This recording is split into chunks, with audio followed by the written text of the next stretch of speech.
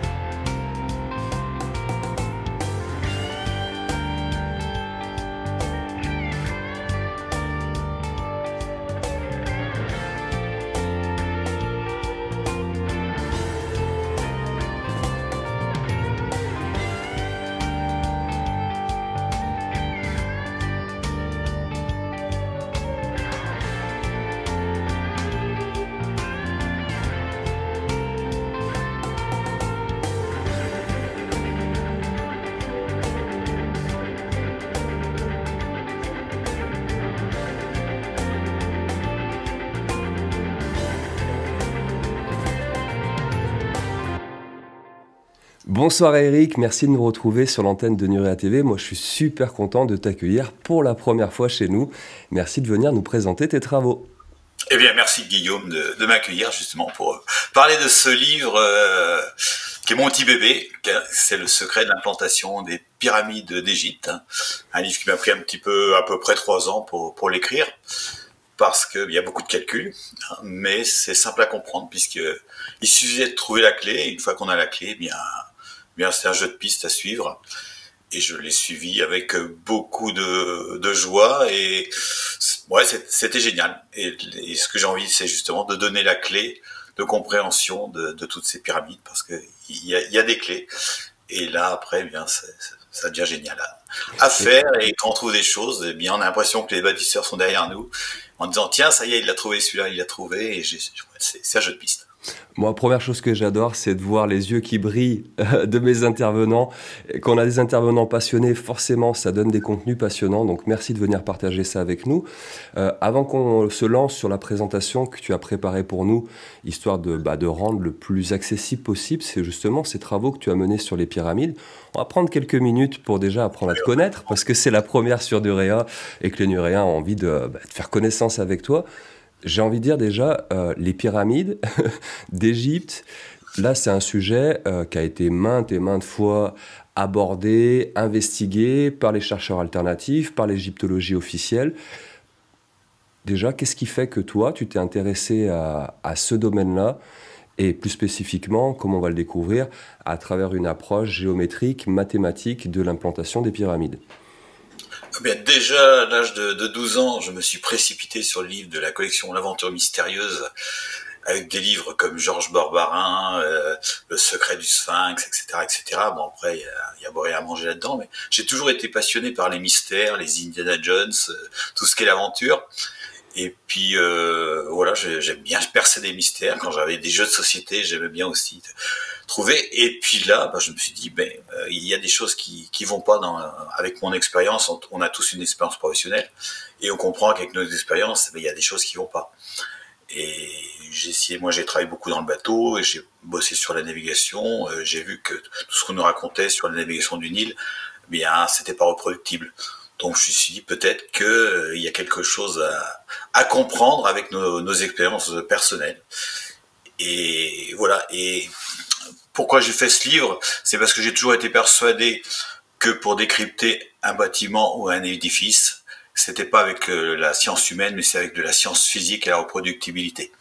Concrètement, aujourd'hui, on a des archéologues qui ont trouvé une fresque. Et sur cette fresque, on va trouver un bateau dessiné comme dans le temple de la reine Hatshepsut. Et sur ce bateau, il y a 2 obélisques. Donc les archéologues vont nous dire on a transporté les 2 obélisques par bateau sur le Nil puisque c'est dessiné. Ben non, c'est pas parce que c'est dessiné que c'est possible. Alors moi, je demande pas à ce qu'on reproduise le bateau de la reine Hatshepsut, mais qu'on fasse au moins une simulation avec un ordinateur pour voir si c'est possible. Et ça, on ne le fait pas. Pour la petite anecdote, il faut savoir qu'en 1969, on était capable d'envoyer une fusée sur la Lune avec une puissance informatique qui était l'équivalent, qui était 300 fois moins puissant qu'une PlayStation. Et aujourd'hui, avec les ordinateurs qu'on a aujourd'hui, on est incapable de simuler le transport d'une pierre sur un bateau ou même sur un traîneau. Donc moi, ce que je demande, c'est qu'on simule.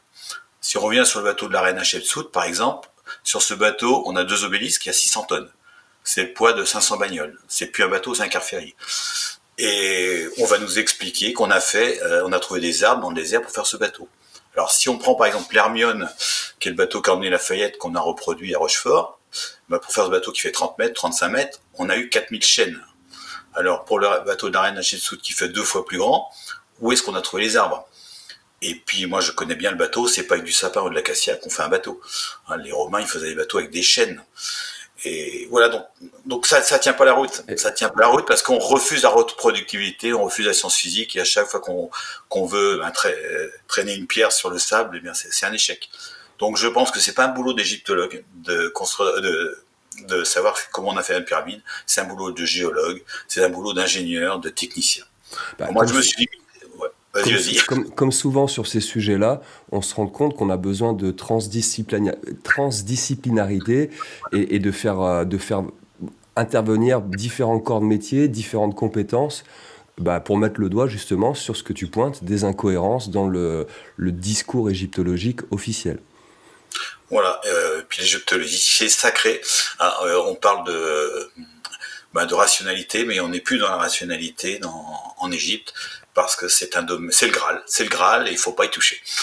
Donc il y a des égyptologues qui ont récupéré tout ça, et qui, même avec les géologues, ils ont beaucoup de mal, quand on voit la datation du Sphinx, comment on s'oppose à la datation du Sphinx des géologues. C'est assez impressionnant. Non, là, on est dans le sacré. D'accord. Alors justement, il y a tout un domaine de recherche qu'on appelle aujourd'hui alternatif, avec des chercheurs de qualité. Est-ce qu'il y en a certains parmi ceux-là, notamment en France, qui t'ont inspiré, avec qui tu es en contact, avec qui tu échanges sur l'avancée de tes travaux?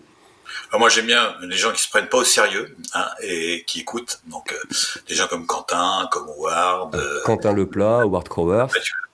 Et je voulais peut-être aussi, c'est important, c'est dédier cette émission à Georges Vermar, qui est quelqu'un qui nous a précédés. Et j'ai eu cette chance avec Georges, de quelques jours avant son décès, le 14 février l'année dernière, de faire une vidéo et de lui présenter mes travaux, grâce à Mathieu Lavaux. Donc je voulais qu'on dédicace cette émission à Georges Vermar. La dédicace est passée, cette émission, elle est pour lui. Merci beaucoup, Eric. Ce que je te propose, c'est qu'on se lance sur la présentation que tu as peaufinée pour nous. Et comme d'habitude, je vais avoir plein de questions. Donc, on démarre si tu le veux bien. Alors, juste peut-être préciser qu'on va faire 2 émissions, peut-être. Parce que c'est important de préciser qu'aujourd'hui, on va parler en règle de généralité, mais avec des choses extraordinaires. Et la cerise sur le gâteau, ça va être la prochaine émission, parce que je vais présenter, je pense, en exclusivité mondiale, comment on a positionné les pyramides de Gizeh en temps réel, angle par angle. On va être tous ensemble sur le bateau de Gizeh, et on va mettre les bornes de chaque angle de pyramide en temps réel. En temps réel, vous saurez comment on a placé chaque angle des pyramides. Vous saurez pourquoi 2 pyramides ont 8 faces, la pyramide de Khéops et Mykérinos. Je vais tout vous expliquer, c'est tout simple. Il ne faut pas raconter n'importe quoi comme font les archéologues en disant que c'est le parement qui a roulé en symétrie de chaque côté, que ça a écrasé la pyramide. Non, c'est beaucoup plus simple que ça. Je vais expliquer pourquoi Khéops a un pyramidion et que toutes les autres pyramides sont pointues grâce à mes méthodes.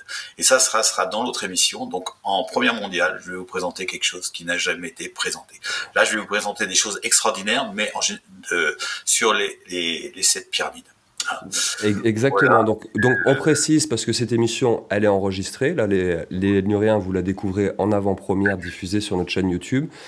Et on va se retrouver le mercredi 22 octobre. Cette fois-ci, on sera en direct. Donc, n'ignorez rien, vous pourrez poser plein de questions à Eric au cours de ce live. Et c'est là que tu nous présenteras cette partie de tes travaux qu'on ne retrouve pas dans le livre, puisque c'est des choses que tu as développées après l'apparition de celui-ci. Et aujourd'hui, on va s'intéresser au contenu de l'ouvrage, le secret de l'implantation des pyramides d'Égypte. C'est parti, Eric, on t'écoute. Et comme je te l'ai dit, j'aurai certainement énormément de questions à te poser. Alors, première diapo, je lis en même temps que vous. L'égyptologie a-t-elle des preuves de construction des 7 grandes pyramides par les Égyptiens? Non. Elle a ce qu'on appelle des hypothèses, mais elle n'a rien. Tout est démontable sans problème. Ça veut dire qu'on n'a aucun élément factuel qui prouve que c'est bien la civilisation égyptienne qui est à l'origine de ces édifices? Non. On n'a rien. Je pense que quand les gens au 19e siècle sont arrivés, ils ont vu les pyramides, tout de suite ils se sont dit c'est les Égyptiens, et ils ont été beaucoup trop vite. Et je pense qu'il ne fallait pas inclure les pyramides dans l'histoire de l'Égypte, parce qu'on va voir que c'est tellement complexe au niveau du cahier des charges et du plan d'implantation que c'est pas possible que des Égyptiens qui sortent du néolithique puissent concevoir un tel projet. On trouve souvent sur les pyramides, sur les monuments en Égypte, des traces, des hiéroglyphes, des mentions à des pharaons, etc. Est-ce que ça veut dire que pour toi, on a affaire à un réemploi de ces pyramides et que la civilisation égyptienne s'est dit, tiens, je vais marquer un petit tag dessus et laisser une trace sur ces pyramides? Alors, il faut savoir que dans les pyramides, on n'a ni hiéroglyphes, ni tombeaux, ni sépultures. On a 2-3 pyramides, ou 5, je crois, où il y a quelques hiéroglyphes, comme dans la pyramide de Ounas. Mais on dit jamais que Ounas a été enterré dans la pyramide. C'est de la réappropriation. On a décoré des pyramides qui étaient déjà existantes. Aujourd'hui, on n'a aucune preuve. Le papyrus de Mérer, par exemple, même Pierre Talel l'a avoué, on ne parle pas du tout des pyramides dans le papyrus de Mérer que Pierre Talel a découvert en 2013 de mémoire. Donc rien ne tient, et de toute façon, tout est déni de sciences physiques. Tout est déni. Puisque à chaque fois qu'on essaie de reproduire le transport de quoi que ce soit ou de le taillage de pierre, on n'y arrive pas. D'accord. Au moins les choses sont claires. Voilà. Et je suis donc à même d'en discuter avec les archéologues ou mes détracteurs, mais tout le monde fuit le débat, ça c'est dommage. Prêt à débattre? Ah ouais, parce que moi j'aime bien le ring. Je pense que il faut monter sur le ring des idées. Parce que quand il y a quelqu'un qui est là sur le ring en disant je suis le plus fort, et qui accepte pas que les adversaires montent sur le ring, eh bien c'est douteux. Voilà. Et aujourd'hui on a des gens qui sont sur le ring qui disent je suis le plus fort, je sais tout. Et quand on veut monter sur le ring à côté pour débattre, eh bien non. Personne. Là il n'y a plus personne. Le débat d'idées, toujours le débat d'idées, dans le respect bien entendu, mais ça c'est pas nouveau. Important, merci de le préciser, voilà. que certains égyptologues refusent ou affiliés à la version académique de l'étude de l'Égypte antique, refusent de débattre avec nombre de chercheurs alternatifs. Voilà, Franck Meunier a sorti un livre en même temps que moi. Je lui ai envoyé 2 mails pour débattre, et Franck Meunier ne veut pas débattre avec moi. Monsieur Meunier, l'appel est lancé. Ah oui, j'attends, et en live, hein, Franck. Mais voilà. Alors voilà, donc tout est ce qu'on appelle consensus. Alors un consensus, c'est une croyance. Pourquoi? Alors, je pourrais développer, mais un consensus, c'est des gens qui sont tous d'accord, qui se réunissent dans une pièce, qui enlèvent tous les gens qui ne sont pas d'accord et décident d'une vérité. On transforme une hypothèse, une croyance en vérité. Et la plupart des consensus, ce qu'on appelle scientifiques, sont toujours tombés dans l'histoire. Donc aujourd'hui, tout est basé sur ce qu'on appelle le consensus. Et voilà, c'est une croyance, ce consensus. Rien de plus, rien de moins. Voilà, alors, les Égyptiens évoquent-ils les pyramides dans leurs écrits ou dessins? C'est ça qui est extraordinaire, c'est que les Égyptiens qui relatent tout sur les papyrus n'ont jamais parlé de pyramides. C'est comme s'ils ne les avaient jamais vus. C'est comme si vous alliez à Paris et puis que quelqu'un vous disait vous avez vu la Tour Eiffel et que personne n'avait vu la Tour Eiffel. Eh bien, les Égyptiens n'ont jamais vu les pyramides, ils n'en ont jamais parlé. Alors, je ne veux pas dire qu'elles ont été faites après, moi je ne suis pas du tout récentiste, mais c'est exceptionnel, c'est à constater que les Égyptiens n'ont jamais parlé de pyramides, n'ont jamais dessiné de pyramides. C'est-à-dire qu'ils ne mentionnent ni la construction, ça on le savait déjà, il n'y a pas de détails sur la construction des pyramides, mais à aucun moment dans leurs écrits apparaît l'existence des pyramides. Ni sur les fresques, ni sur le fresque. On a trouvé, je crois, une fresque dans le coin d'Abydos avec une pyramide, mais qui est une pyramide qui n'a rien à voir avec ces pyramides-là, qui est plutôt une pyramide du Soudan. Hein, mais autrement, on n'a jamais retrouvé une fresque où il y a une pyramide dessinée. C'est dingue. Alors ils ont dessiné des obélisques, oui, mais pas des pyramides. Quand on érige ce type de monument, on le mentionne. On les voit. Même si on l'érige pas, si on le voit, on le mentionne. Déjà. Quand on fait un dessin, voilà. Après, a priori, c'était la grandeur. Les gens, ils étaient tous mégalos. A priori, ils avaient les pharaons, donc ils auraient pu dessiner ce qui était immense, et ils l'ont pas fait. Ça, c'est étrange. Ouais, c'est étrange. Ouais.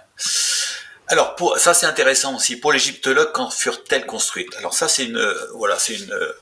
vous avez toute la lignée, c'est 3000 ans d'histoire des pharaons, hein, c'est sur cette règle. Eh bien, les pyramides, c'est le rectangle rouge. C'est-à-dire qu'avant, on n'a rien fait.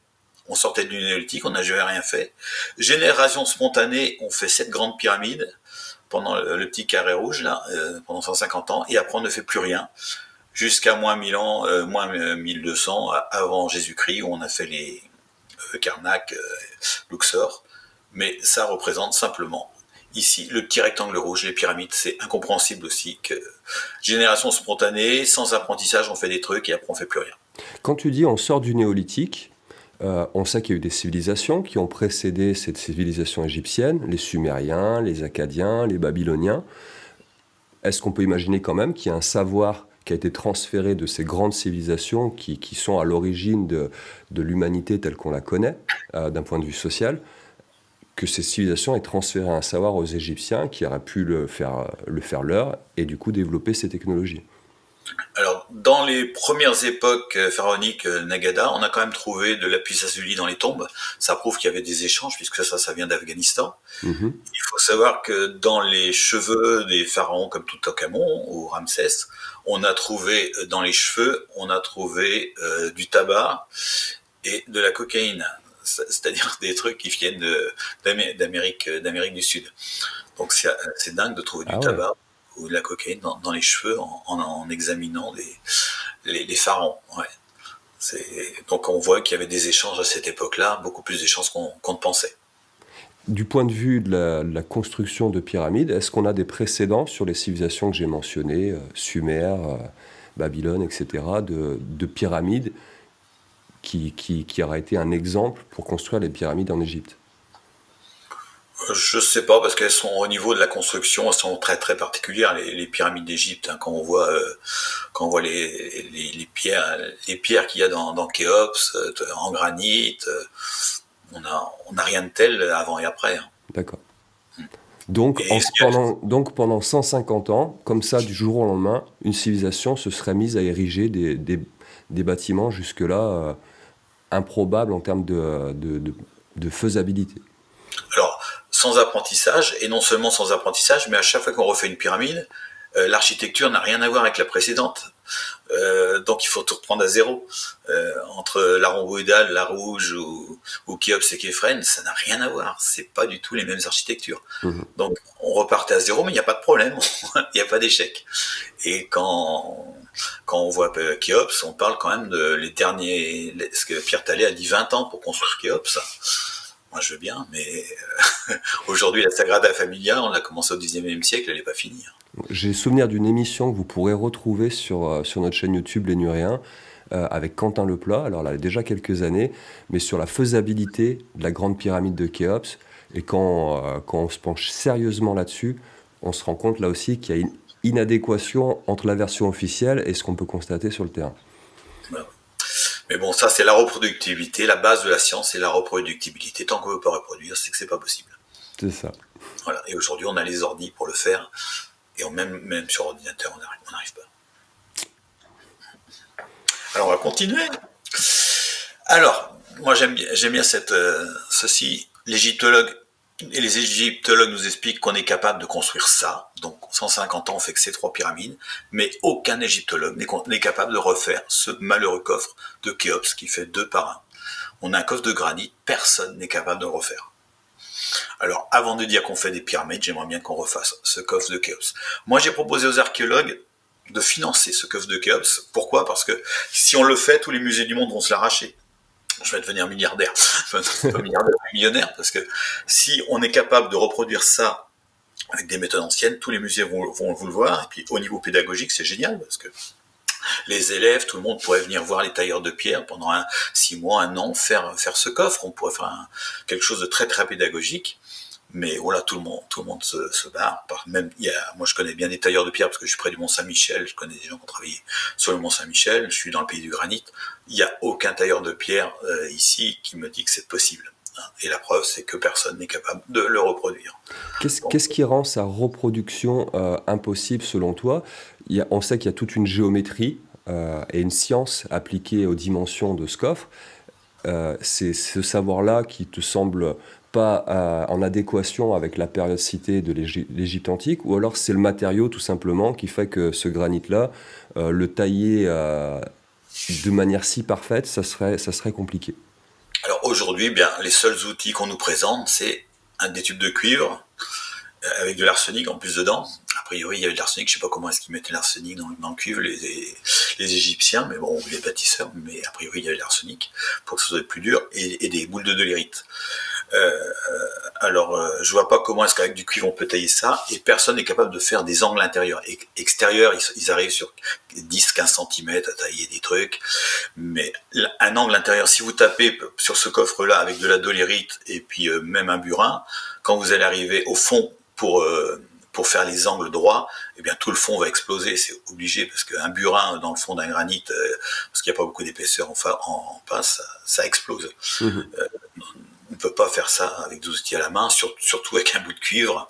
Faire un angle intérieur parfait avec des bouts de cuivre, c'est impossible. La preuve, c'est que personne n'a osé refaire ce coffre de Khéops. Donc c'est la technicité qui pose problème pour...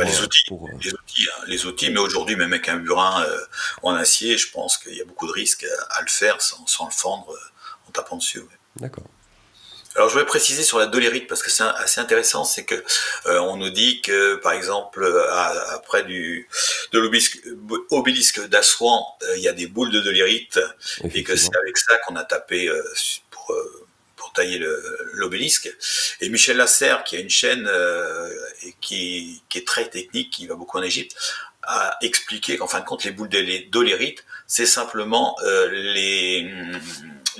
c'est dans le granit, c'est des choses des scories du granit. Hein. Alors pourquoi est-ce qu'il y en a beaucoup à Assouan? C'est que quand on a taillé le granit, et ben on enlevait les boules de dolérite qui étaient dans le granit et on les déposait à côté de l'obélisque. Donc pour ça veut dire que ça serait pas du tout des outils.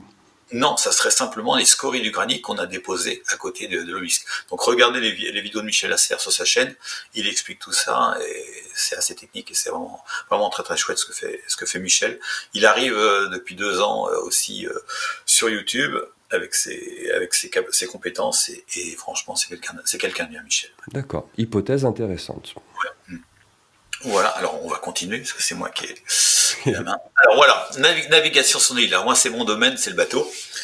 Et voilà, ça c'est toutes les fresques qu'on nous présente, c'est ce style de bateau qui a une caractéristique particulière, c'est que tous ces bateaux sont en forme de banane.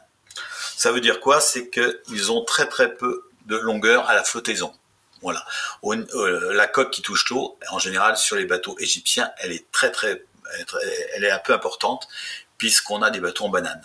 Et pour qu'un bateau avance, il faut que la longueur de la flottaison soit le plus grande possible. C'est cette partie-là qui détermine la vitesse du bateau. Plus un bateau est long à la flottaison, plus il va vite. Et tous les bateaux égyptiens, eh bien, ils sont faits pour aller lentement. Pourquoi? Je sais pas.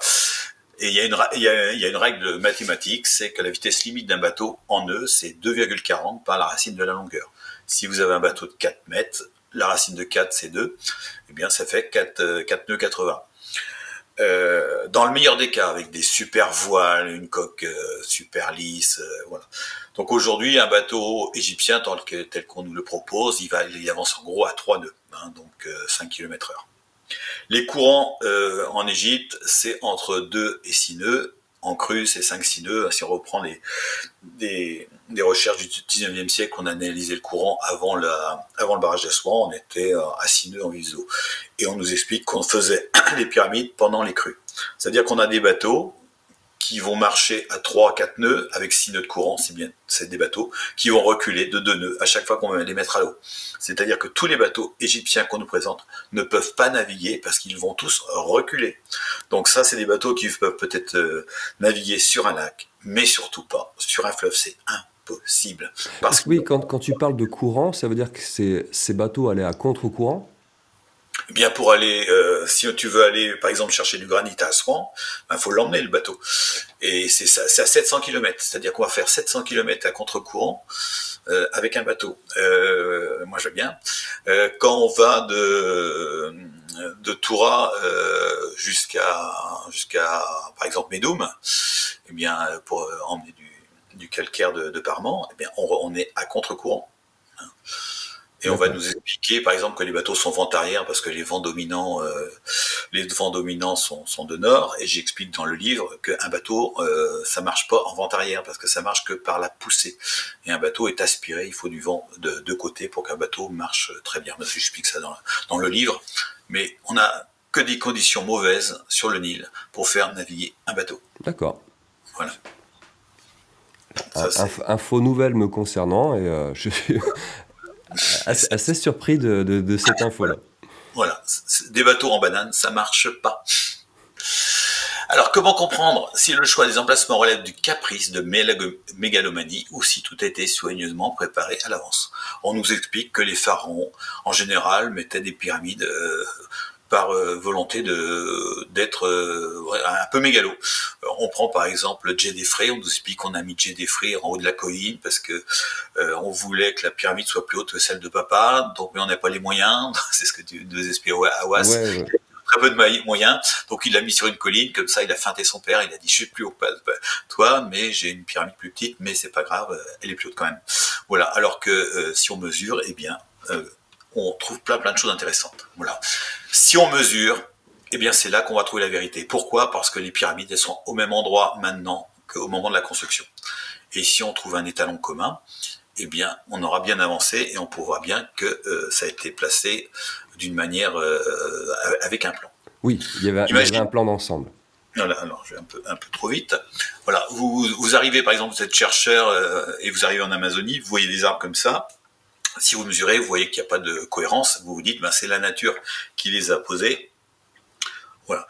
Et si vous arrivez un peu plus loin et que vous voyez ces arbres-là, si vous mettez en face, bon, c'est pas forcément évident, mais si vous changez votre angle de vue, parce que c'est important, c'est toujours changer son angle de vue, bouger un petit peu, ne pas rester comme les autres. Et si vous êtes en diagonale, eh bien, vous voyez ici que tous les arbres, eh bien, ont été plantés. Et si vous mesurez, eh bien, vous verrez exactement les mêmes écartements entre chaque arbre, et vous allez vous dire, mais en fin de compte, eh bien, ça, c'est pas le hasard, c'est pas la mégalomanie, c'est simplement, ça a été posé, mesuré. Eh bien, les pyramides, c'est pareil. Si on change son angle de vue, on va le montrer tout à l'heure, eh bien, on va s'apercevoir qu'il y a un plan et que les pyramides sont pas positionné par hasard. Vous allez voir, je vais vous montrer quelque chose tout à l'heure, vous allez me dire, bah oui, c'est positionné par hasard, et puis en 3 minutes, vous allez voir que, bien non, c'est pas posé par hasard. Il suffit parfois de déplacer son regard. Son regard, et puis se laisser à tous les deux on est musiciens, et bien ce qui est important c'est l'inspiration.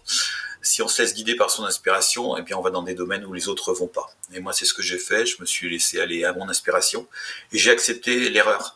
Parce qu'aujourd'hui on a peur de faire des erreurs. Et moi j'aime bien la science empirique, donc essai-erreur, et puis tout d'un coup boum, on tombe sur un truc.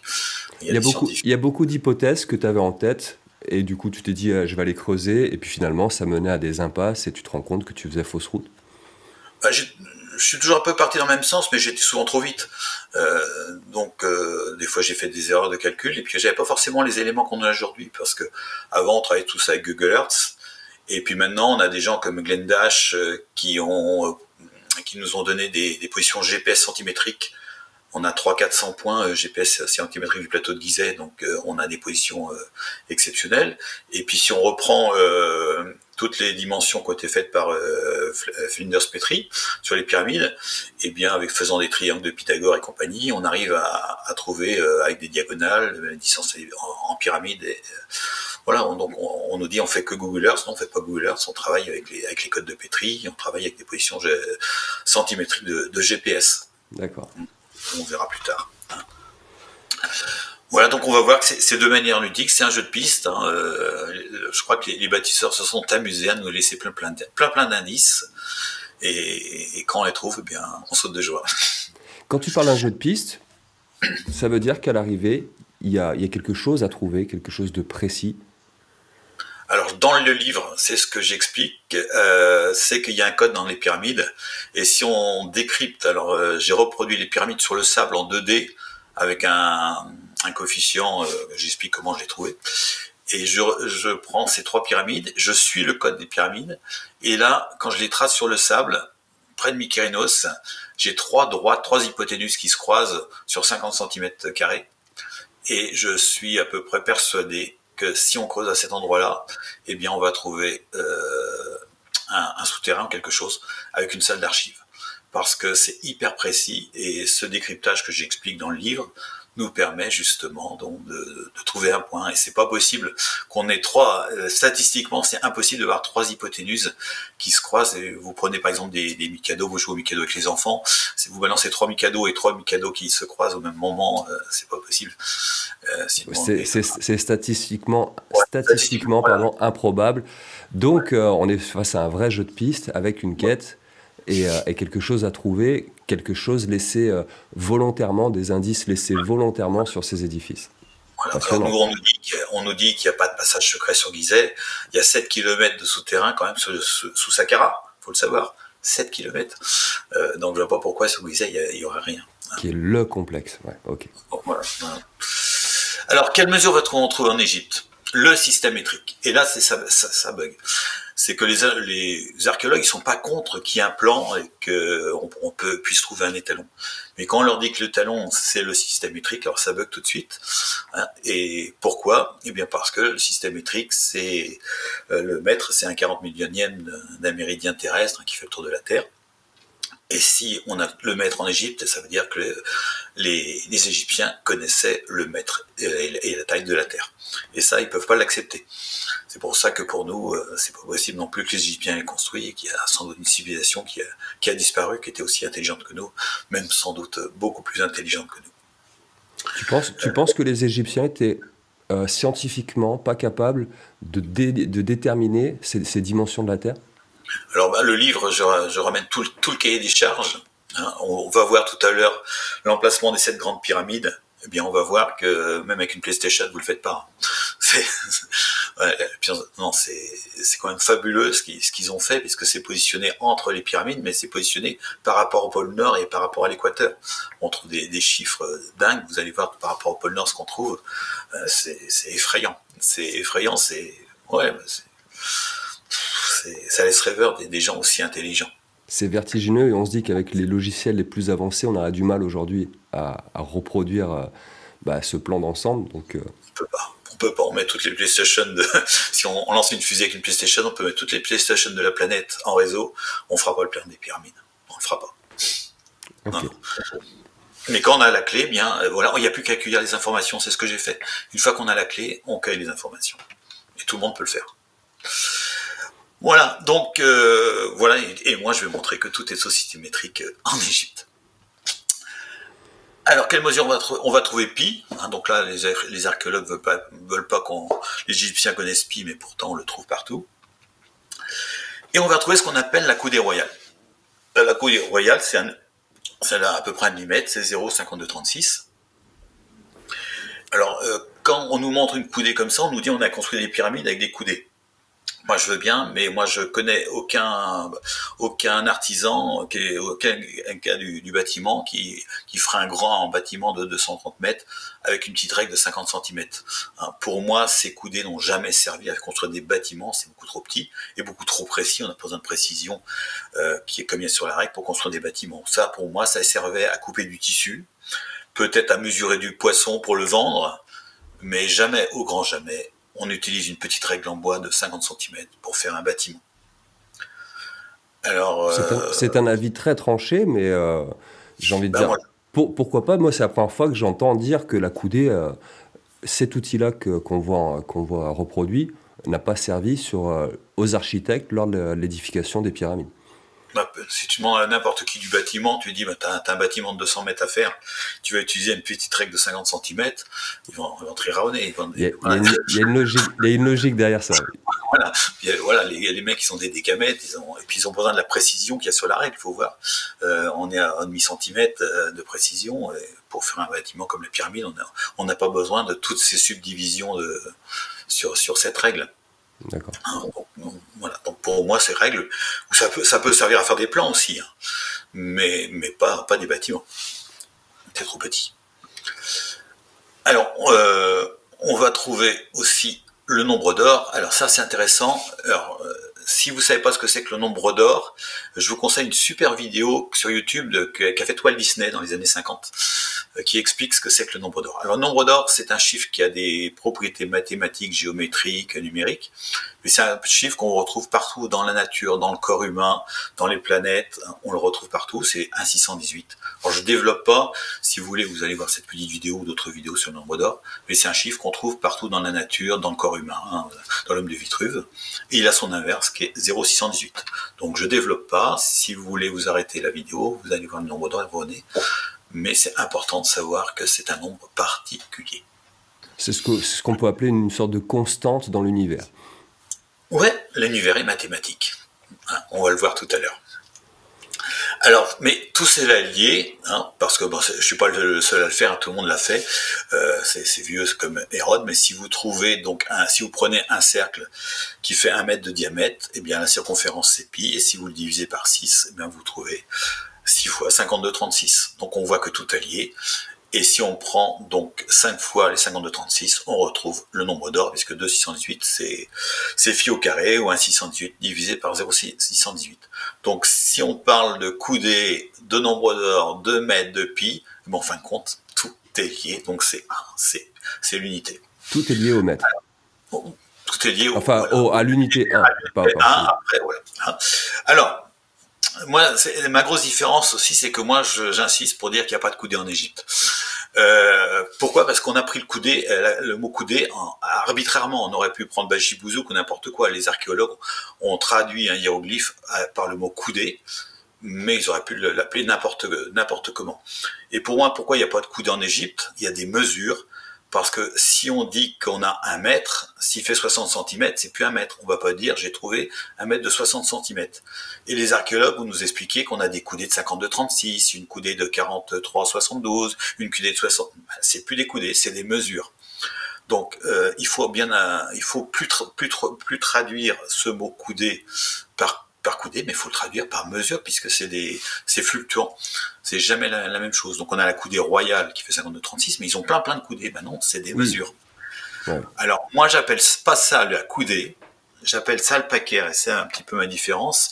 C'est que pour moi, si on utilise 52,36 en Égypte, c'est pas forcément pour les raisons qu'on nous explique, c'est l'archéologue, mais si on fait un triangle de 1 par 2 avec une diagonale de 2,36, eh bien on trouve aussi 5,236. Et pour moi, 52,36 c'est hyper important parce que c'est le liant de l'équerre et du compas. Donc j'appelle paquer, donc compas et équerre. Pour moi, 52,36 c'est utilisé parce que c'est le liant du compas et de l'équerre, tout simplement. Hein, voilà. Et donc on retrouve ce liant. Et c'est pour ça vous retrouvez la symbolique maçonnique avec l'équerre et le compas, et qui sont très attirés par tout ce qui est égyptien.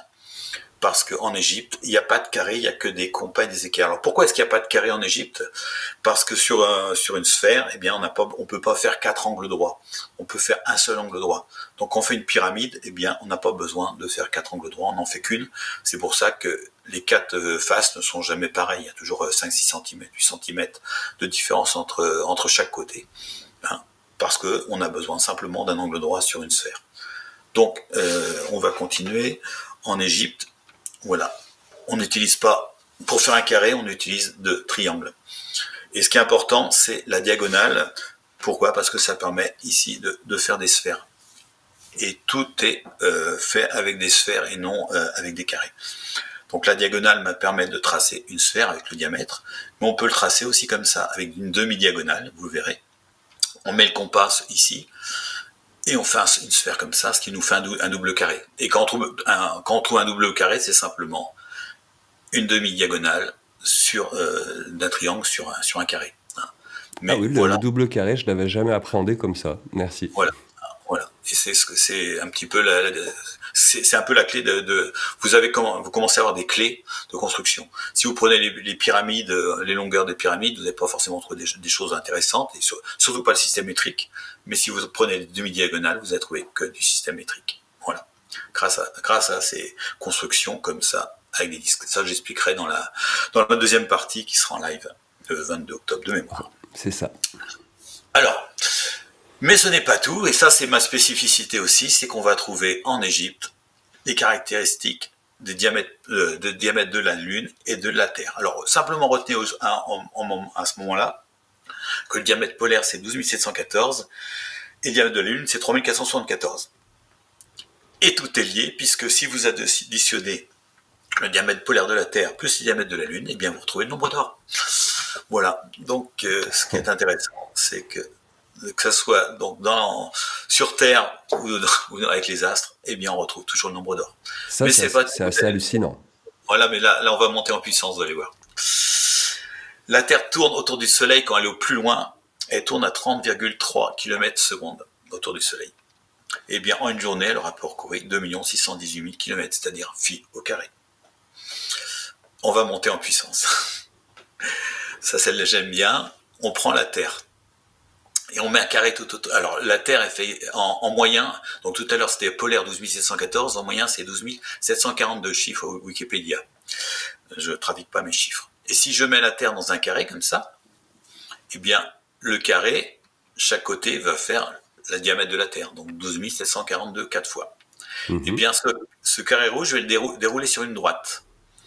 Donc, la droite, elle va faire 4 fois 12 742, elle va faire 50 968 km.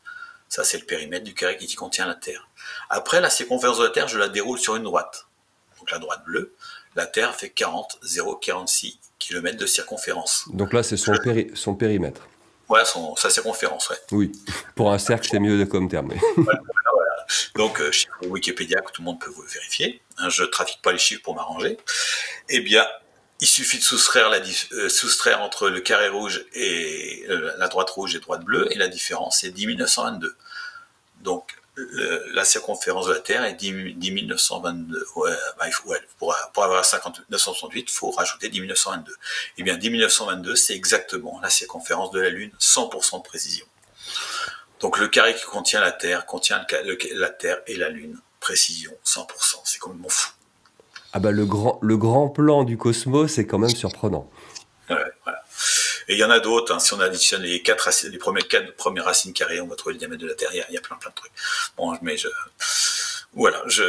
me limite à ça aujourd'hui. Ouais, il y a des choses qu'il faut les digérer lentement, repassez ça les nuréens, et puis notez-le dans un coin de vos têtes. Et puis dans le livre, vous avez plein d'autres choses aussi. Hein. Je vous mets, voilà, tout est surprenant. Alors, quel est le lien entre le couple Terre-Lune et les pyramides, par exemple? Eh bien, si on fait la circonférence polaire divisée par la rayon de la Terre, on obtient 23,033. Ce côté de Khéops, 230,34. Voilà, il suffit de déplacer la virgule. Circonférence de la Terre au carré divisée par le rayon de la Lune, ça donne 921,50. Périmètre de Khéops, 921,36. Donc, c'est quasiment 100% de précision. Circonférence de la Terre plus de la Lune divisée par le diamètre de la Lune, 14,67. Hauteur de Khéops, 146,60. Voilà. Donc on a les 3 codes de Khéops avec les circonférences de la Terre et de la Lune. Si je résume ce que tu viens de nous présenter, ça veut dire que les bâtisseurs de ces pyramides, en fait, ont inclus des références aux rapports qu'entretiennent les astres dans le cosmos, les rapports mathématiques. Tout ça est référencé sur les pyramides, à travers leurs dimensions et les rapports entre elles. Oui, mais au système métrique. Voilà.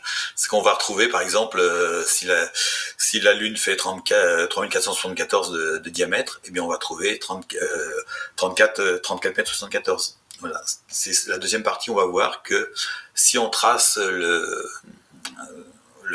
le carré qui entoure les pyramides d'une certaine manière, on va voir qu'on va graduer ça avec des diamètres de la Lune et des diamètres de la Terre. C'est tout au système métrique. C'est complètement fou. C'est complètement fou. Mais là, je vais vous montrer on va monter crescendo. Vous allez voir, c'est de plus en plus fou. Okay. Déjà, c'est pas mal, mais vous allez voir, on va aller très loin. Allez, on s'intéresse aux 7 grandes pyramides. Toi, tu nous parles de 8. Je te laisse développer. Voilà. Donc, en Égypte, il y a 7 grandes pyramides qui ont passé le temps. Les autres étaient en briques crues, il n'y a plus rien. Mais les autres 7 pyramides en granit et en calcaire, eh bien, sont toujours là. Et pourquoi 8, vous allez voir. Alors, là, c'est l'ordre chronologique des archéologues. Alors, pour eux, c'est Djeser qui l'a première construite.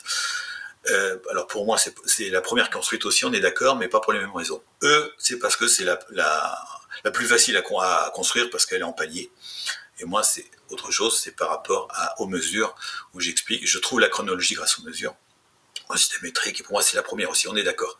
Disons que je valide avec les mesures ce que disent les archéologues, sauf pour Képhren et Khéops, où j'explique que Képhren est construit avant Khéops, et ça détruit tout le narratif au niveau des tombeaux, puisqu'on ne respecte plus l'histoire égyptienne. Et le livre insiste là-dessus, Képhren est construit avant Khéops, donc tout le narratif archéologique disparaît, obligatoirement. Ah bah oui, si la chronologie d'édification ne suit pas la chronologie des décès des pharaons, voilà. L'hypothèse tombe à l'eau, on est quand même un sacré nombre à ne plus trop porter de crédit à cette théorie comme quoi les pyramides seraient des tombeaux.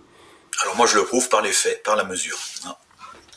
Alors donc après on a eu Médoum. Alors on l'a construit 55 km après, on a déplacé tout un chantier, c'est complètement débile, mais on a déplacé la deuxième 55 km, on a déplacé les ouvriers, les villages d'ouvriers, on a refait un port, etc. pour construire la deuxième. Sans raison, sauf la mégalomanie. Après on a fait donc la suivante, qui est la rhomboïdale. Donc à chaque fois c'est une architecture différente, on repart à zéro c'est incompréhensible. Après c'est la pyramide rouge. Donc celle-là de facture plus classique par rapport à l'image qu'on a des pyramides. Voilà, donc Khéops après, c'est donc ce qui explique l'archéologie. Alors après c'est Djedefre. Alors Djedefre c'est très très intéressant parce qu'elle a été déplacée de 8 km par rapport à Khéops pour revenir après à côté pour Képhren. Et pour moi, Djedefre n'est pas une pyramide. Djedefre, pour moi, c'est le bureau des architectes. Voilà. Donc ça, c'est la vue qu'on a. C'est un copain qui m'a fait cette photo qui était à Djedefre. Et on voit ici que quand on est à Djedefre, on voit toutes les pyramides. Et là, on est au sol. Quand Djedefre était construite, on voyait jusqu'à Médoum. Et pour moi, Djedefre, c'est le bureau des architectes. C'est de là qu'étaient tous les architectes, tous les bâtisseurs, pour surveiller l'implantation des pyramides. Et je vous ai expliqué tout était équerre et compas, et j'explique dans le livre que Djedefre servait d'équerre, et le compas, eh bien, il a été découvert par Howard Crowhurst, qui est l'obélisque d'Héliopolis. Et j'explique qu'on a travaillé avec l'obélisque d'Héliopolis et Djedefre, avec un système équerre-compas, pour positionner toutes les pyramides au système métrique. Et ça, c'est développé dans le livre, je ne vais pas revenir ici, on va parler d'autre chose. Mais voilà, Djedefre, par son emplacement, on voit bien, on est tout en haut, c'est une tour de contrôle, tout simplement. Une petite question sur Djedefre, on a des restes de pierres, d'entassement de pierres là-bas? Alors, on a des pierres et on a un gouffre. On a un gouffre qui fait, je crois, 21 mètres de profondeur. On a deux gouffres. On a la grande excavation qui est un peu plus bas et Djedefre. Ça ne ressemble pas du tout à une pyramide. C'est un grand trou. Alors, qu'est-ce qu'il y avait d'eau dedans? Il y a peut-être de l'eau, je sais pas. Mais oui, bien sûr, on a retrouvé des pierres. Pour les archéologues, c'est une pyramide, sauf pour Dobrev qui pense que c'est un temple, parce qu'il y a plein de choses qui clochent. Et là, je suis d'accord avec lui, il y a plein de choses qui clochent. Et oui, bien sûr, on a des pierres pour les archéologues. On a retrouvé mais rien qui puisse prouver qu'on avait affaire à une pyramide. Est-ce qu'on peut imaginer qu'on était sur un brouillon, à un endroit où on testait des assemblages de pierres, bref. Non, mais on fait pas un brouillon en altitude. On est sur l'endroit le plus haut de la région, c'est-à-dire qu'on a été chercher du granit à 800 km. Et on l'a monté jusqu'en haut. Les montagnes pour faire un essai, non? On fait un essai au ras du Nil et Voilà. Là, non. D'accord. C'est complètement débile d'avoir fait une pyramide là. Donc, pour les archéologues, c'est la mégalomanie. C'est simplement faire une pyramide plus haute que Papa qui est Khéops. Alors non, c'est le bureau des architectes, la tour de contrôle. Voilà. C'était pour tout surveiller. Et on voit, avec un logiciel, on voit par rapport à l'horizon, ben, on voit on voyait jusqu'à Médoum. Donc il n'y a pas de souci. À cet endroit-là, on pouvait donc tout vérifier. D'accord. Alors, après on a eu Képhren, et après on a eu Mykérinos. Ça, c'est les 7 grandes pyramides d'Égypte. Voilà.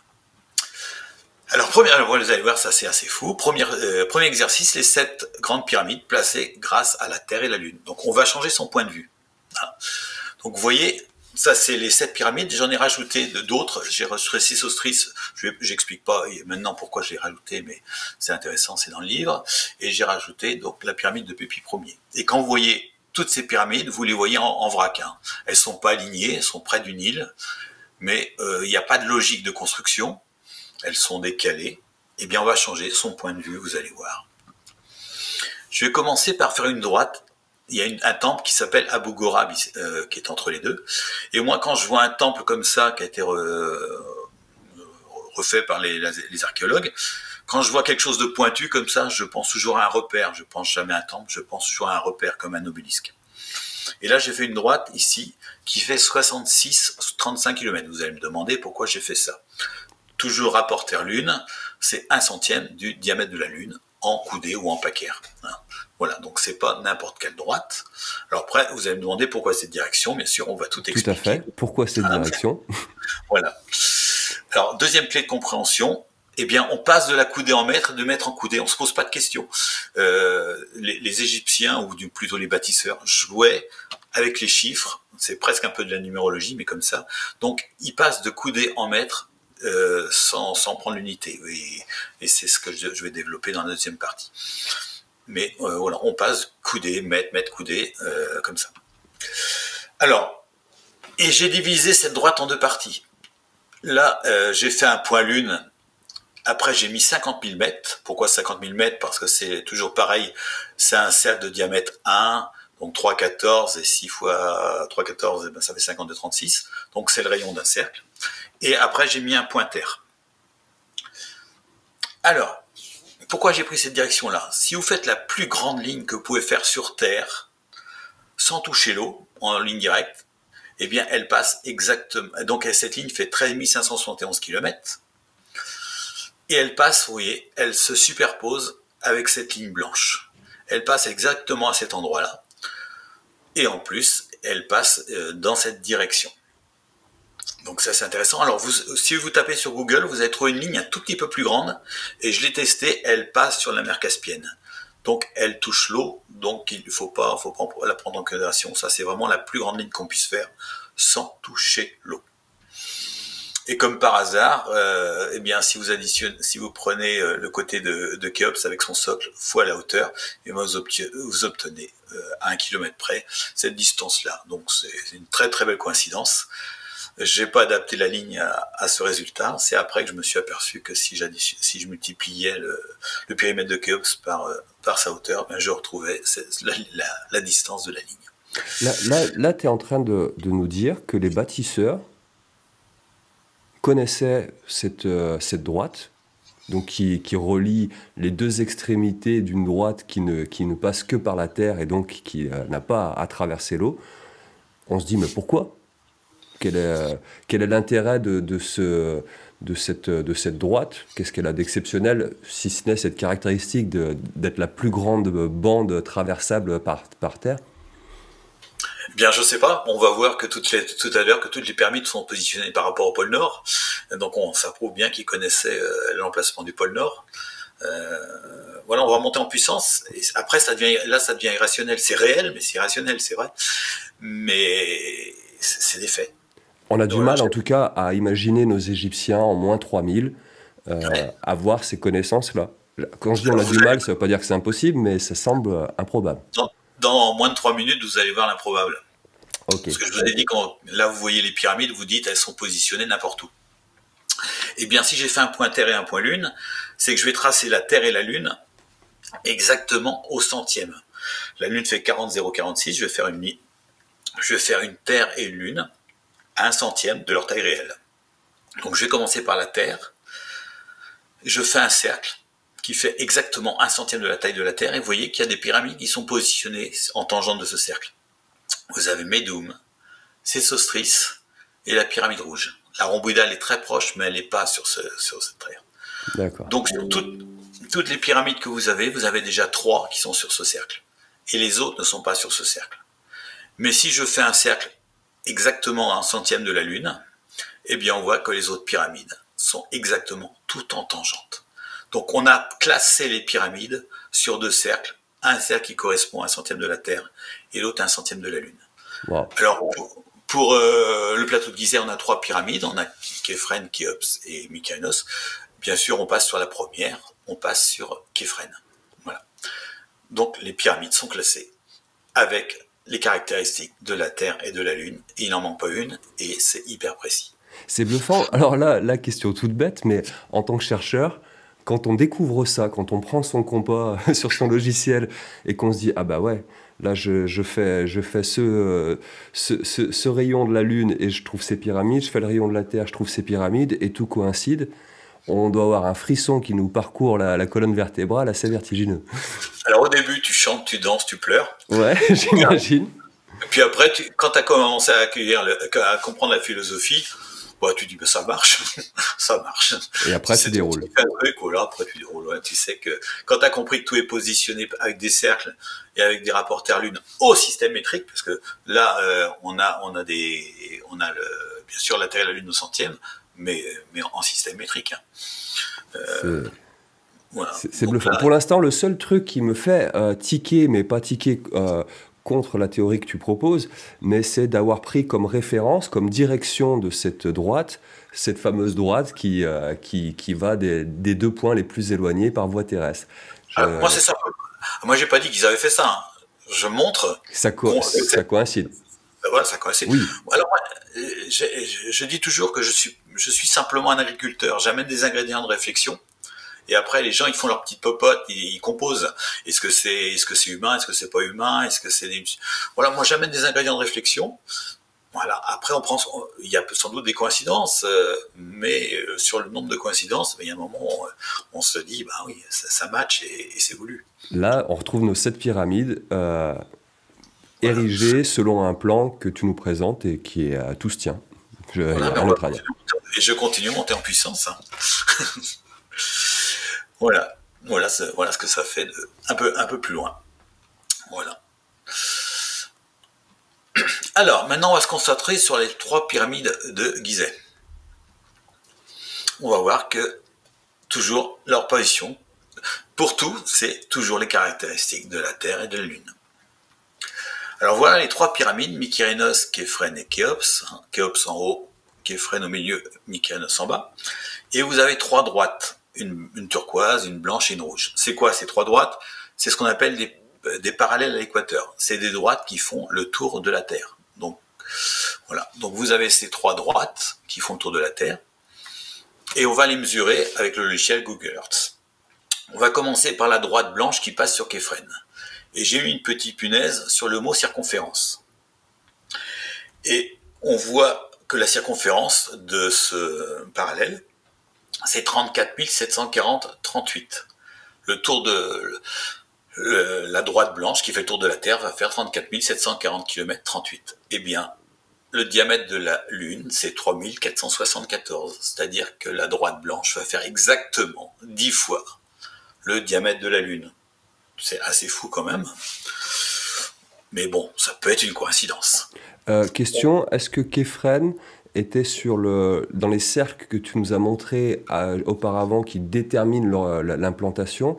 Est-ce que Képhren était placé sur le cercle qui prenait en compte le rayon de la Lune? Alors tu peux pas placer les 3 pyramides et ce cercle passe sur Képhren, celle du milieu. Donc on a une double référence à la Lune? Oui. Non, on a plus que ça.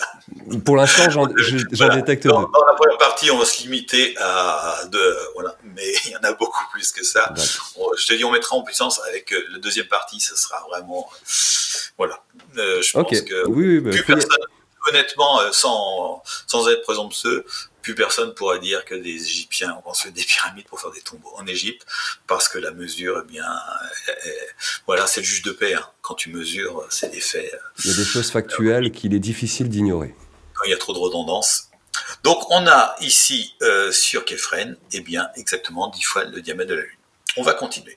On va partir sur Khéops. Alors oui, j'ai mis le petit triangle bleu parce que c'est là exactement que passe le cercle qu'on a vu tout à l'heure. Il montre cet angle-là, et cet angle-là, on en parlera un peu plus tard. Parce que je vous ai dit que on va travailler en temps réel sur les pyramides, angle par angle, et c'est cet angle-là qui a commencé à être positionné après dans la deuxième partie. Bon. Alors, maintenant on va mettre la petite punaise sur l'homo-surface, et on va s'occuper de Mykérinos. Alors c'est quoi la surface ? Eh bien, si je prends la terre et que je coupe une tranche de terre comme une tranche de salami, eh bien, la surface, c'est justement cette tranche. Eh bien, la surface ici, c'est 127 560 760 km². Et je vous ai dit tout à l'heure que le diamètre de la Terre, c'est 12 714 au pôle, 12 742 de moyen, et le diamètre équatorial de la Terre, c'est 12 756. Donc, la droite bleue qui passe sur Mykérinos, elle va nous donner le diamètre de la Terre. Donc vous avez le diamètre de la Lune sur Képhren et vous avez le diamètre de la Terre sur Mykérinos. C'est assez fou quand même. Alors vous allez me dire Khéops, ça va être quoi? Parce qu'il n'y a pas d'autres astres. Eh bien vous allez voir que ce Khéops c'est encore plus fou. Alors sur Khéops, eh bien puisqu'on a vu la surface et la circonférence, il nous manque le rayon. Le rayon c'est la distance entre le pôle Nord et Khéops. Entre Khéops et pôle Nord, il y a 6684 km 17. Alors peut-être que ça vous dit rien, 684 km 17. Comme ça, non? Voilà. Alors ça, je l'ai trouvé grâce à Quentin, parce que c'est Quentin qui a mis le doigt sur ce chiffre, et j'ai vu que ça marchait ici. Et moi, il y a plusieurs manières de trouver des choses intéressantes avec ce chiffre, mais c'est grâce à Quentin que j'ai pu avancer avec ce chiffre. Alors voilà, ça c'est la Terre et le Soleil. Et la Terre tourne autour du Soleil, ici, en 365 jours 25. On est tous d'accord là-dessus. Et la Lune, elle tourne autour de la Terre, ici, en 27 jours 322. Eh bien, combien de tours de Terre fait la Lune en un an? Eh bien, 365 divisé par 25, par 27, 322. Ça fait 13,3683 tours, c'est-à-dire que si je le divise par 2, je trouve 6684,17. C'est-à-dire que sur Khéops, la distance Khéops-pôle Nord, c'est 6 mois de cette danse de la Lune autour de la Terre et du Soleil. C'est quand même fou. Précision 100%. Alors, je sais que pour ceux qui nous écoutent, au bout d'un moment, ces chiffres, ça devient vertigineux parce qu'il y a il y a une gymnastique des nombres à avoir, mais c'est tout bonnement... Je l'ai utilisé plusieurs fois ce soir, ce mot. Improbable. Statistiquement, là, on n'est pas dans du hasard. On est dans l'expression de choses concrètes en lien avec les astres et les mouvements des astres. Mykérinos, t'as le diamètre de la Terre. Képhren, t'as le diamètre de la Lune. Et sur Khéops, t'as la danse des deux planètes en même temps. C'est complètement fou. Et c'est beau. C'est beau. C'est beau. Enfin, je veux dire, là, on touche quelque chose de sublime. Voilà. Alors moi, je travaille autrement avant que Quentin découvre ça. C'est que si vous faites un triangle de 1,618 sur 1, donc c'est ce qu'on appelle exactement un triangle au nombre d'or. L'hypoténuse, c'est 1,80. Vous voyez, il y a beaucoup de chiffres après la virgule pour avoir une précision maximale. 1,90, 21, 10. Eh bien, si je divise le diamètre de la Terre, 12 614 au pôle, par 1,90, 21, 10, je retrouve 6684, 15. Donc je suis à 2 mètres près. Donc la distance pôle Nord Khéops, c'est exactement le diamètre de la Terre divisé par l'hypoténuse d'un triangle d'or. C'est quand même magnifique. Je reste bouche bée. Voilà. Donc là, on va montrer. Alors on va finir parce que le but c'est pas de vous saouler avec les chiffres, c'est de vous montrer quand même des choses extraordinaires avant de passer donc à ce live que j'ai hâte, où je vais vous expliquer cette première mondiale, mais système métrique à Gizeh grâce au Sphinx. Alors, à Gizeh, donc il y a le Sphinx, et on voit là, c'est des images d'époque, j'ai mis une flèche bleue, entre les pattes du Sphinx, il y a une espèce de manche debout là, qui s'appelle l'hôtel des cornes. Et si on prend des mesures à partir de cet hôtel des cornes, comme si c'était un repère de mesure, eh bien, donc là, j'ai fait des cercles. Donc, à droite, vous avez le sphinx, et vous voyez que l'hôtel des cornes, la petite punaise blanche, j'aurais dû la mettre d'autres couleurs, mais elle est blanche, elle n'est pas entre la patte de sphinx, parce que Google Earth a tendance, sur la 3D, à modifier un petit peu les distances. Donc, faut jamais se fier à Google Earth. La petite punaise, c'est le point GPS centimétrique de Glenn Dash. Donc, j'ai travaillé avec cette punaise. On voit l'hôtel des cornes qui est dessiné entre les pas du sphinx. Faut pas prendre cet hôtel des cornes, faut prendre le point Glenn Dash. Il est en accès libre sur son site à Glenn Dash. Donc, j'ai travaillé avec cette punaise, cette position exactement centimétrique. Et là, j'ai fait des cercles. J'ai fait 4 cercles. Eh bien, celui qui vient ici toucher l'angle, ici, il fait exactement 400 mètres de rayon, système métrique. Le deuxième qui va sur l'autre angle, il fait exactement 600 mètres, système métrique. Ici, sur l'angle de Kefren, on a 800 mètres. Donc, on a que des chiffres pairs de 200, 200. Et sur la demi-base, ici, de Mykirenos, j'ai 1000 mètres. Donc, j'ai un espèce de quadrillage de 400, 600, 800, 1000 mètres qui me donne des angles des pyramides sur chaque, et qui va nous permettre après de tracer les pyramides. Donc, c'est assez fou. Alors, Quentin et d'autres personnes m'ont dit, c'est pas très précis parce qu'il y a des endroits, il y a 50 cm, 60 cm, et j'en ai pris conscience. Alors, qu'est-ce que j'ai fait? J'ai mesuré dans l'autre sens. Je suis parti des angles des pyramides pour savoir si toutes ces droites se croisaient au même endroit. Donc, je suis reparti des angles et on voit que tout se croise au même endroit à 1,50 m de l'hôtel des cornes. Alors, à mon avis, puisque tout se croise au même endroit, c'est qu'on est parti de cet endroit-là. Et je pense que l'hôtel des cornes, il est posé, il est pas fixé, il est posé. Il a été déplacé pour faire ce petit muret qui est derrière, qui a été enlevé. Mmh. Et toutes ces droites se croisent exactement sur le mur. Donc, on a bien un système métrique puisque tout se croise au même endroit. Et je pense que l'hôtel des cornes a été décalé de 1,50 m pour faire ce mur, ce qui explique qu'on a un petit décalage par rapport à l'hôtel des cornes. Dans l'idéal, il faudrait retrouver une photo d'avant la construction de ce muret pour voir. Et si l'hôtel des cornes se trouve effectivement là où tu prétends qu'il était, en fonction des tracés que tu as fait, ce serait la preuve ultime. Alors avant, c'est 2000 ans avant. Hein. Mais le fait d'avoir tous les cercles qui sont systémétriques, qui se retrouvent au même endroit, c'est peut-être le mur qui a déterminé, peu importe. Mais on voit bien qu'on a un système métrique parce que bien sûr. Tout va se croiser au même endroit. J'étais en train de réfléchir, 2000 ans avant, une photo, Guillaume, va falloir redescendre sur Terre. Quoique... On était capable de faire ça, on est capable de faire un appareil photo. C'est vrai. Voilà, alors je crois de mémoire, on va arrêter là. Voilà. On arrête là pour le moment. Là, on est arrivé à la fin de cette première partie. Que dire, Eric, si ce n'est waouh et merci. Honnêtement, Nurea TV existe pour ce genre de moment, ce genre de présentation de chercheurs totalement indépendants, passionnés et qui nous révèlent des choses. Moi, j'ai eu la mâchoire qui se décrochait par moments lors de ta présentation. Je l'ai dit en début d'émission, cette thématique des pyramides, elle a été abordée en long, en large et en travers. On sait à l'époque, je pense que tu fais partie de ces gens qui ont découvert le film La Révélation des pyramides, par exemple, qui a plongé toute une traînée de passionnés comme nous derrière cette thématique. J'ai envie de dire, c'est pas pour comparer et rabaisser le travail des uns et des autres, parce que La Révélation des pyramides, c'était un premier pas important, mais là, je trouve que ça va beaucoup plus loin. Alors, La Révélation des pyramides, c'est un film qui était très attaqué. Pourquoi? Parce qu'il était dérangé. Mais en fin de compte, c'est un film qui posait des questions. Donc, il n'est pas dérangeant. Non.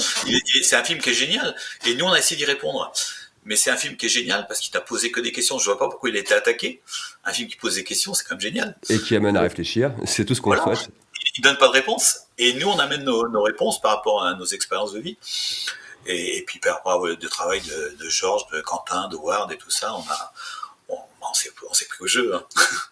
On s'est pris au jeu. Effectivement. Mais là, c'est bluffant. En un tout petit peu plus d'une heure, tu nous as donné envie de te retrouver le 22 octobre pour voir. Parce que ça monte. J'ai dit qu'on allait monter en pression. Ouais, on va aller beaucoup plus loin que ça. Parce que le but, c'est vraiment de montrer que voilà, c'est pas des tombeaux. et qu'Efren était conçu avant. C'est ça qui change tout. Voilà. Et alors, ce qui est important, c'est que je peux pas prendre de risques. C'est ce que je fais, c'est que tout le monde peut le faire. Hein, et je vous conseille de refaire tout ce que j'ai fait. Vous téléchargez Google Earth, vous allez sur le site de Glendage, vous récupérez les points GPS et vous refaites. Je peux pas prendre de risque à trafiquer mes chiffres parce que voilà, tout le monde peut le faire. Après, bien, il faut du temps, il faut essayer de comprendre la philosophie. Donc la philosophie, c'est le système métrique, bien sûr, mais surtout faire des cercles plutôt que des carrés. Et les relations entre les tailles de la Terre et de la Lune. C'est ça qui ma spécificité, qui me permet de trouver tout ça et de trouver la cohérence et l'harmonie. Et à partir du moment où on trouve la cohérence et l'harmonie, c'est indestructible. Mais genre, je suis encore en train de réfléchir sur les conclusions que tu as sur ces 3 pyramides de Gizeh et sur le point final, Khéops, dont les mesures font référence à la danse de la Terre et de la Lune. Là, on est typiquement dans l'expression de l'harmonie cosmique. C'est assez incroyable. Eric, un grand merci pour cette présentation. On se retrouve très bientôt et cette fois-ci, ça sera en direct. Comme ça, on pourra prendre des questions des Nuréens. J'imagine qu'il y en aura plein. J'insiste, sans être présomptueux, pour une première mondiale, vous allez voir, c'est la suite. C'est petit chef-d'œuvre des bâtisseurs. Voilà, je me régale. Rien de penser voilà, le dessert, je vais vous amener. Merci beaucoup, Eric. À très bientôt. On te retrouve le 22 octobre sur l'antenne de Nurea. Merci encore. Les Nuréens, merci à vous. Merci infiniment pour votre présence ce soir sur cette diffusion en avant-première. Je vous rappelle l'ouvrage de mon invité, Le secret d'implantation des pyramides, l'histoire remise en cause par la mesure d'Éric Le Saint, à lire absolument. Cette émission, elle faisait un tout petit peu plus d'1 heure, mais encore une fois, la quantité n'est pas forcément équivalente à la qualité. Moi, je vous invite à revoir cette émission une 2e, une 3e fois, à bien tout assimiler sur ce qui a été présenté. C'est relativement simple, mais des fois, ça vaut le coup d'y revenir. Et on se retrouve avec Eric le 22 octobre en direct pour la suite. Il nous l'a promis, on va monter en puissance. On attend ça avec impatience. D'ici là, prenez soin de vous. Et surtout, n'oubliez pas, gardez les pieds sur terre et la tête dans les étoiles. À très bientôt tout le monde. Ciao.